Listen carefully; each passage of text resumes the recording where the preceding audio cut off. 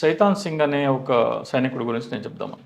1962 China war అవుతుంటే ఈ 116 మంది భారత సైనికులు, అటువైపు నుంచి 1000 మందికి పైగా చైనా సైనికులు వచ్చేసారు. యుద్ధం జరుగుతుంది, ఇక్కడ ఒకళ్ళు చనిపోతున్నారు. అక్కడ దాదాపు 10 టైమ్స్ ఉన్నారు మనకంటే. అప్పుడు ఈ సైతాన్ సింగ్, మేజర్ సైతాన్ సింగ్ అనే అతని దగ్గరకు వచ్చి ఒక గ్రెనేడ్ పేలుతుంది కొంచెం దూరంలో. గ్రెనేడ్ తాకిడికి పొట్టల ఇది తీరిపోయి పేగులు వేలాడతాయి. పేగులు మోకాళ్ళ దాకా వేలాడుతూ ఉంటాయి.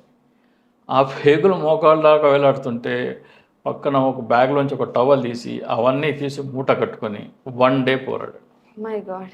1 డే. చైనాలో చివరి సైనికుడిని చంపే వరకు పోరాడాడు.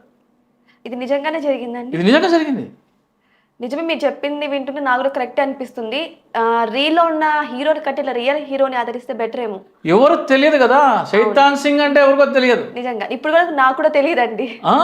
అంటే మోకాళ్ళ దాకా వేలాడుతున్న పేగులు ఎవరైనా సార్ మిమ్మల్ని మెడికల్ క్యాంప్ బేస్కి తీసుకెళ్ళిపోతాము, ఇంకా యుద్ధం మనం పోస్ట్ అప్పచెప్తామంటే లేదు, నువ్వు వెళ్ళి వాళ్ళకి సందేశం ఇయ్యి, తీసుకురా అని అతన్ని పంపించి తను ఒక టవల్తో పేగులన్నీ తీసి ఇట్లా కడుపు కట్టుకొని 1 డే పోరాడాడు.